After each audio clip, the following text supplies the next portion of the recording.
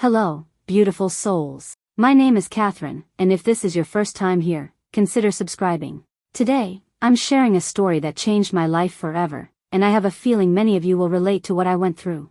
But before we dive in, I want to connect with all of you wonderful people watching. Please, take a moment to comment below and tell me where you're watching from. I read every single comment and I love saying hello to everyone around the world.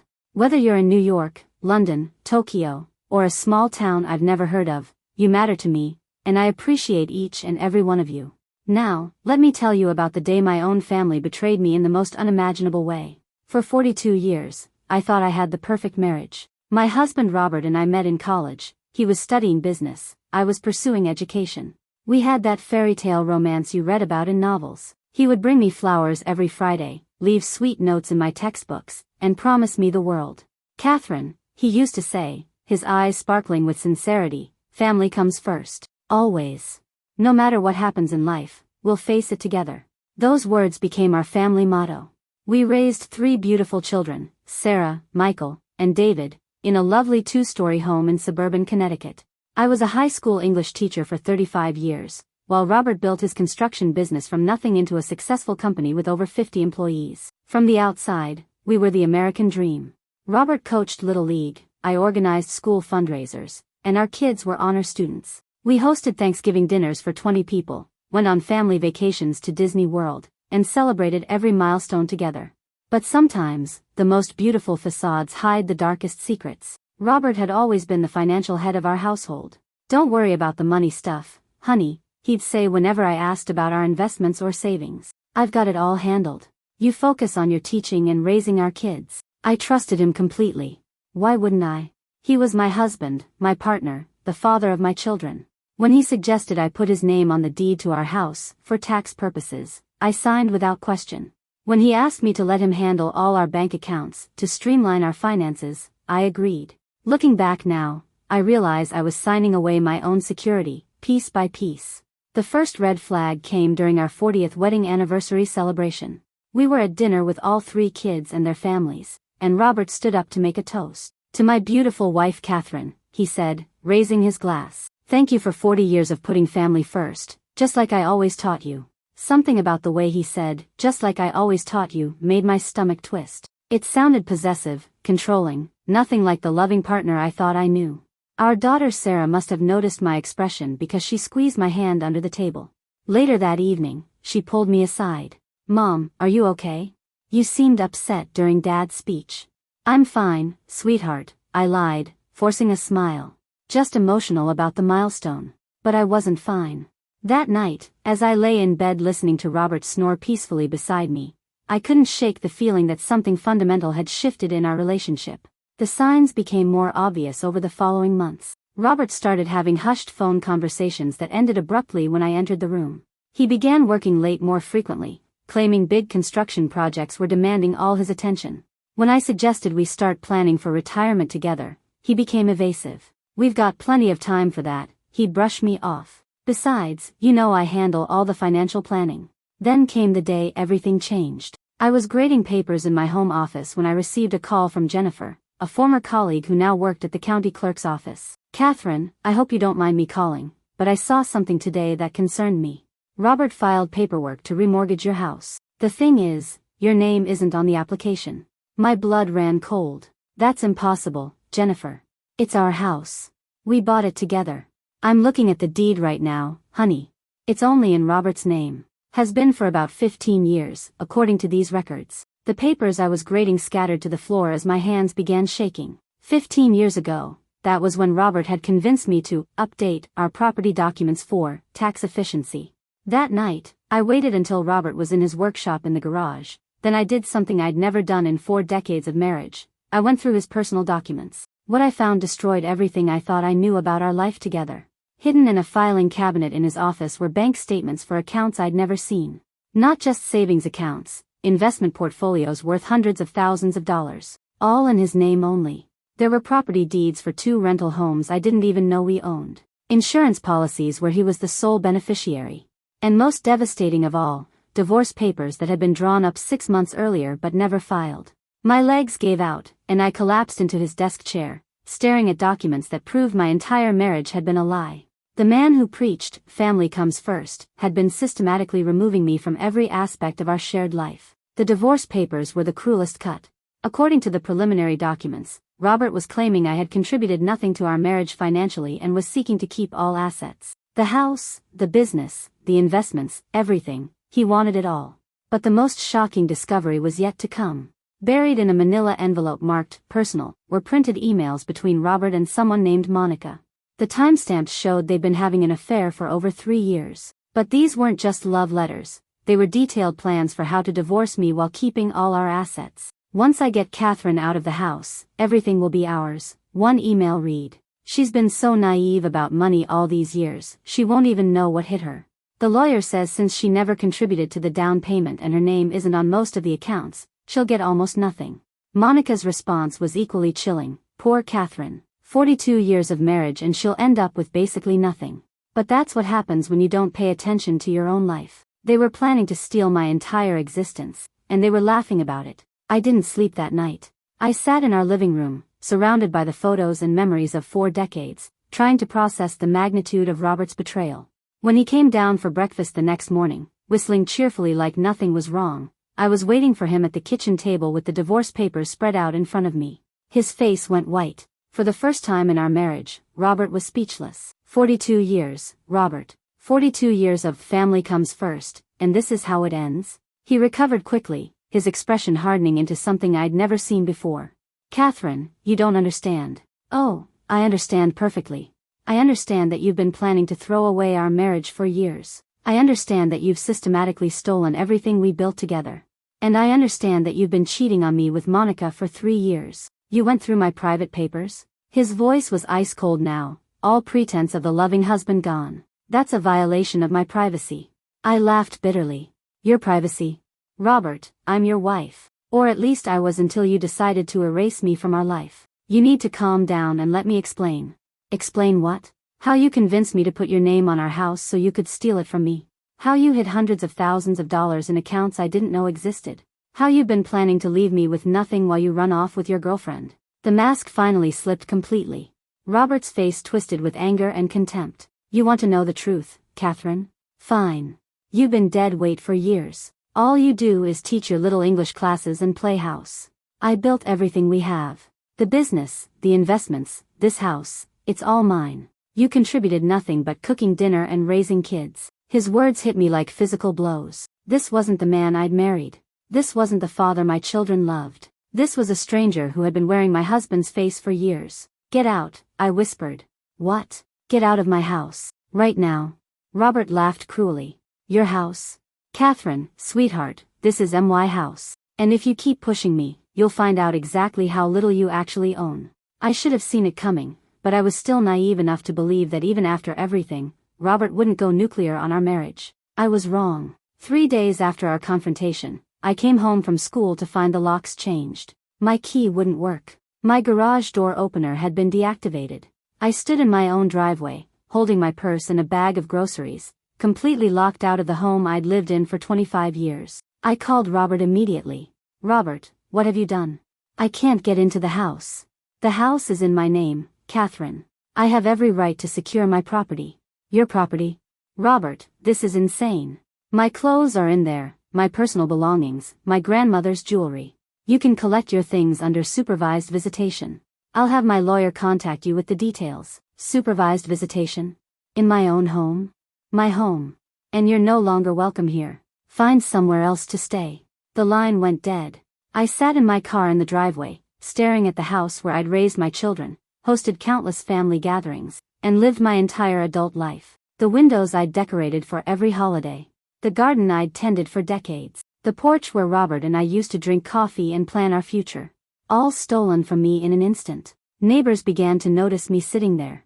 Mrs. Henderson from next door approached carefully. Katherine, honey, are you all right? I couldn't even speak. I just shook my head, tears streaming down my face. Come inside, dear.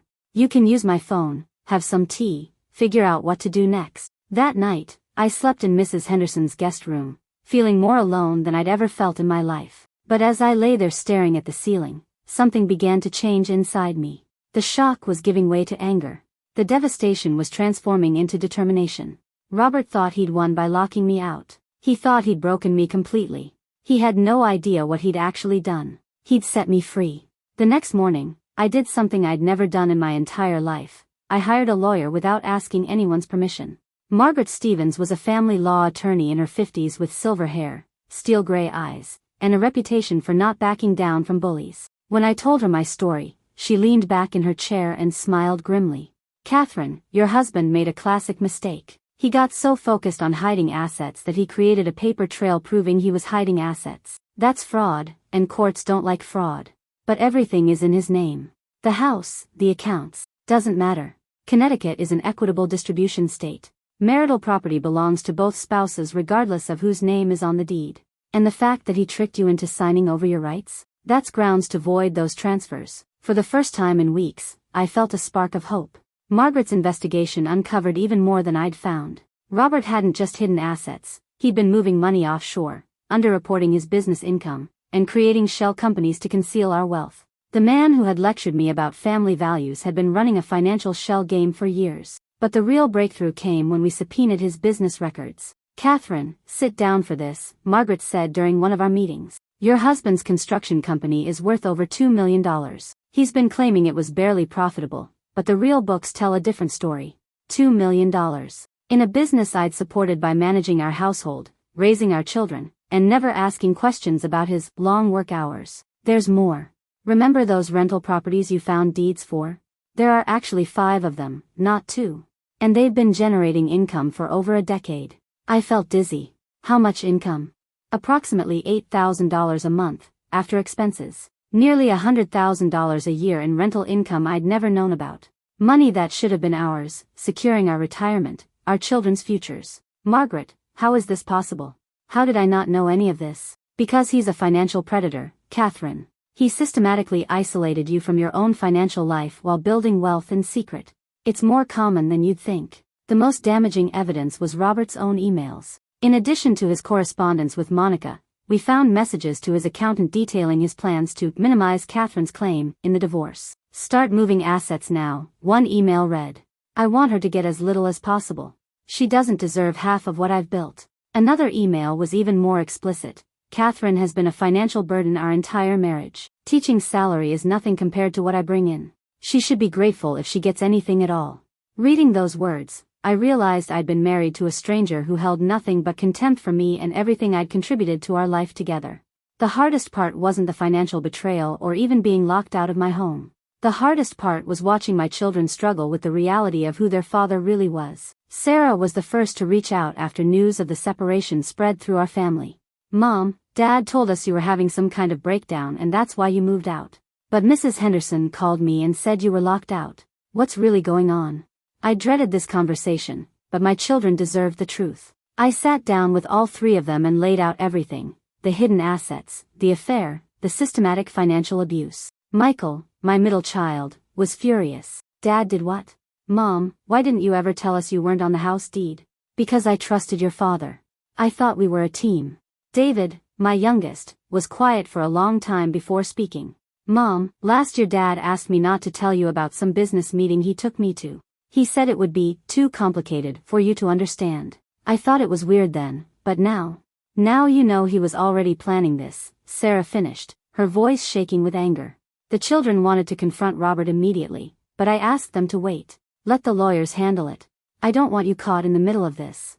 But Robert, predictably, tried to manipulate the situation to his advantage. He called each of the kids separately, painting me as unstable and vindictive. "Your mother is trying to destroy our family over money," he told Sarah. "I offered her a generous settlement, but she wants to take everything I've worked for." Sarah called me immediately after that conversation. "Mom, Dad's story doesn't add up. He says he offered you a settlement, but he won't tell me what it was. And when I asked him about the other properties you mentioned, he got angry and said I was taking sides." One by one, my children began to see through their father's manipulation. When Robert realized he was losing them, he became more desperate. He offered Michael a job in his construction business with a signing bonus of $50,000, but only if Michael publicly supported him in the divorce. When Michael refused, Robert withdrew the offer and stopped speaking to him entirely. The father who had preached, "family comes first," was now holding his own children's relationships hostage to get his way in court. 6 months into the legal battle, Margaret uncovered the smoking gun that would change everything. "Katherine, we've been subpoenaing records from Robert's business accounts, and we found something interesting. Do you remember your grandmother's inheritance?" My heart stopped. "The $50,000 she left me when I was 32? Yes. You told me Robert convinced you to invest it in the business for tax advantages." "Right. He said it would help us both in the long run." Margaret slid a document across the table. "This is the deposit record from 1993. That $50,000 wasn't invested in the business as a loan or partnership contribution. Robert deposited it into his personal account and used it as the down payment for your first rental property." I stared at the bank record, unable to process what I was seeing. "My grandmother's inheritance bought our first rental property?" "Yes. And since he used your money for the down payment, you have a legal claim to that property regardless of whose name is on the deed." "But there's more." Margaret pulled out more documents. "Over the years, you made several financial contributions that Robert categorized as gifts or loans to the business. Your teacher's pension contributions that you cashed out early to help with a business crisis. The life insurance payout from your father's death that Robert said he'd invest safely for your retirement. How much total?" "Over $300,000 of your money went into building Robert's empire. Money he's now claiming you never contributed." The room began to spin. For 30 years, I'd been funding my own financial abuse, one investment at a time. "Margaret, please tell me we can prove this." "We can and we will. Your husband kept meticulous records of everything, including records that prove he's been lying about your financial contributions for decades." But the biggest revelation was still to come. During discovery, we learned that Monica wasn't just Robert's girlfriend. She was his business partner in several of the shell companies he'd created to hide assets. The affair had been as much about money as it had been about romance. "They've been planning this for years, Katherine. The affair, the asset hiding, the divorce, it's all been one coordinated scheme to steal your marital assets." The day of our final court hearing, Robert walked into the courtroom with an expensive suit and a cocky smile. He still thought he was going to walk away with everything. His smile faded quickly when Judge Patricia Morrison began reviewing the evidence. "Mr. Williams, I've reviewed the financial records in this case, and I'm deeply disturbed by what I've found. You systematically concealed assets, misrepresented your wife's financial contributions, and engaged in fraudulent transfers of marital property." Robert's lawyer tried to interrupt, but Judge Morrison continued. "Mrs. Williams, despite what your husband led you to believe, you are entitled to 50% of all marital assets, including the hidden properties, business interests, and investment accounts. Furthermore, the court finds that Mr. Williams' attempts to defraud you of your rightful share constitute grounds for awarding you additional compensation." The final settlement was more than I'd ever dared to hope for. I received 50% ownership of the family home, with the right to buy out Robert's share or force a sale. Half of all rental properties and their accumulated equity. 50% of Robert's business, including the right to be bought out at fair market value. Half of all investment and retirement accounts. Alimony for 5 years to help me rebuild my independent life. Full reimbursement for the money I'd contributed over the years, plus interest. But the judge wasn't finished. "Mr. Williams, your conduct in this case has been reprehensible. You will also pay your wife's attorney fees, court costs, and a penalty for your attempts to conceal assets. Total additional compensation, $150,000. Robert's face went white. In trying to leave me with nothing, he'd lost everything. The house that he'd locked me out of. I bought out his share and it became mine completely. The business he'd built, all by himself. I sold my share back to him at market value, for over $1 million. Most satisfying of all, the rental properties he'd bought with my grandmother's inheritance. They were mine free and clear. 2 years later, I'm sitting in the sunroom of my house, the house that Robert thought he'd stolen from me, writing this story.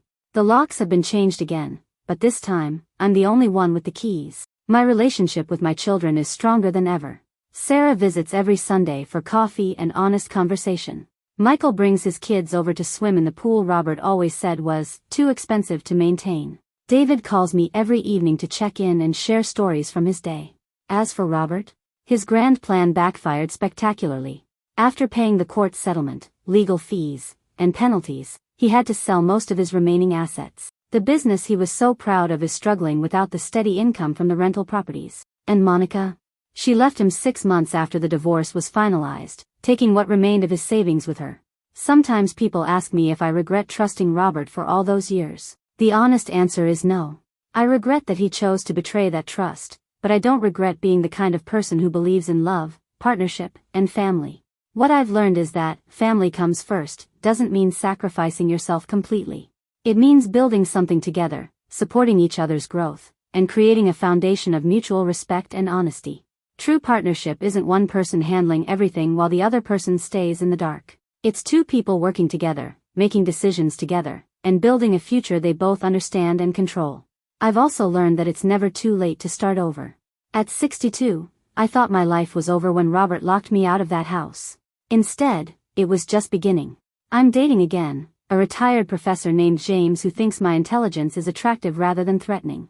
I'm traveling to places Robert always said were too expensive or too dangerous. I'm making financial decisions with confidence because I finally understand my own worth. Most importantly, I'm teaching other women to recognize the signs of financial abuse before it's too late. If you're watching this and something about my story feels familiar, please listen carefully. You are not alone, and you are not powerless. Financial abuse is real, and it's more common than most people realize. If someone is controlling your access to money, hiding financial information from you, or making you feel stupid for asking questions about your own finances, those are red flags. Trust your instincts.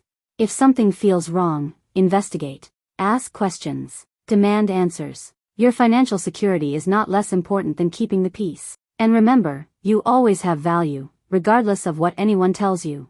Your contributions to a relationship, a family, or a household matter, even if they're not reflected in a paycheck. To everyone who's been where I was, locked out and feeling hopeless, your story isn't over. Justice is possible. Rebuilding is possible. And happiness is possible, even when it feels impossible. Before I go, I want to say hello to everyone who commented about where they're watching from. I see you, I appreciate you, and your support means everything to me. Whether you're dealing with something similar or just needed to hear that someone cares, I'm here, and I believe in your strength. If this story helped you or someone you know, please hit that subscribe button and share this video. Sometimes the most powerful thing we can do is let others know they're not alone. Until next time, remember, family does come first, but that includes putting yourself first enough to protect the family you're part of. Take care of yourselves, beautiful souls. You're worth fighting for.